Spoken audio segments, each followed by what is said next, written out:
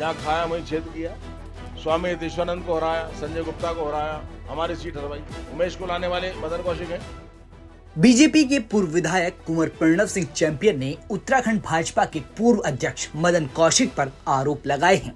साथ ही उन्होंने मदन कौशिक को लेकर कई बातें भी कैमरे के आगे बोल दी है, जिसके बाद कांग्रेस अध्यक्ष और बीजेपी के वर्तमान अध्यक्ष ने इस पर प्रतिक्रिया दी है। आगामी कुछ महीनों में लोकसभा चुनाव होने हैं, जिसकी तैयारी में अभी से कांग्रेस और बीजेपी जुट चुकी है।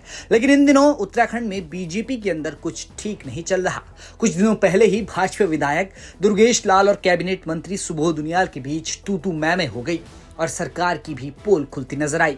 वहीं अब बीजेपी के पूर्व विधायक कुंवर प्रणव सिंह चैंपियन ने बीजेपी के पूर्व प्रदेश अध्यक्ष पर कई विधायक प्रत्याशियों को हराने के आरोप लगाए हैं, जिसके बाद पार्टी संगठन में उथल पुथल मच गई है। कुंवर प्रणव सिंह चैंपियन ने 2022 विधानसभा चुनाव को याद करते हुए तत्कालीन बीजेपी प्रदेश अध्यक्ष मदन कौशिक पर कहते हुए कई आरोप दाग डाले कि उन्होंने जिस थाली में खाया उसी में छेद कर दिया। साथ ही उन्होंने मदन कौशिक को सजा देने की मांग कर डाली।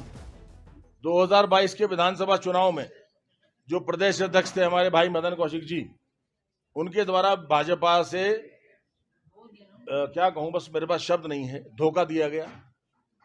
जहां खाया वहीं छेद किया। स्वामी यतीश्वरानंद को हराया, संजय गुप्ता को हराया, हमारी सीट हरवाई। उमेश को लाने वाले मदन कौशिक हैं और फिर उनको प्रदेश अध्यक्ष पद से हटाया। उनको मंत्री भी नहीं बनाया गया। पूरा संगठन खिलाफ कर दिया, सरकार भी खिलाफ कर दी। 6 बार हेलीकॉप्टर लैंड हो रहे हैं। शिकायत करिए, कोई बोलने वाला नहीं था, सुनने वाला नहीं था। डीएम से बोलो, डिस्ट्रिक्ट मजिस्ट्रेट पांडे से कि सर ऊपर से मालूम करें। मतलब पीडब्ल्यूडी के सेक्रेटरी आचार संहिता में खेमपुर गांव में सड़क का रैंप बनवा रहे हैं। उसका टेस्टिमोनियल एविडेंस है, डॉक्यूमेंट्री एविडेंस। पर मुझे किसी को और को नुकसान नहीं देना। सुधांशु भी मेरा दोस्त है, आईएएस जो है, प्रिंसिपल सेक्रेटरी। लेकिन इसका इलाज करना है। जो देवभूमि का कलंक है, इस कलंक को जेल के पीछे डालना है। आपको बता दें कि पूर्व विधायक कुंवर प्रणव सिंह चैंपियन ने मीडिया से बात करते हुए ये बयान दिया। इसके बाद बीजेपी पार्टी के साथ साथ कांग्रेस के नेताओं ने भी इस पर प्रतिक्रियाएं देनी शुरू कर दी।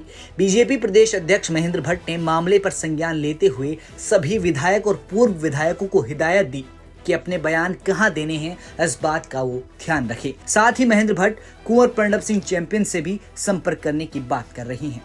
कि इस प्रकार के बयानों को किस प्लेटफॉर्म पर बोलना है, इसका संज्ञान हमारे प्रत्येक विधायक को रखना चाहिए, पूर्व विधायक को रखना चाहिए।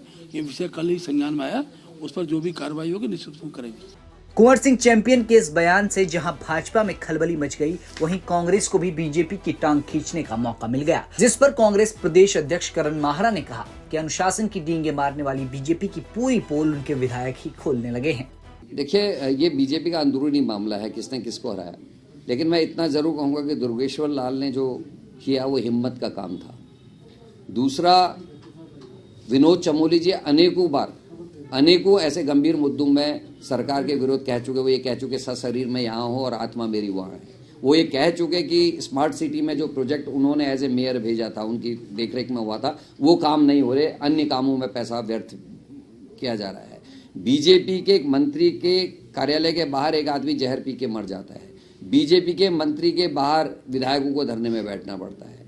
बीजेपी के एक मंत्री राह चलते आदमी को पीटते हैं। तो ये बीजेपी का आम चरित्र है।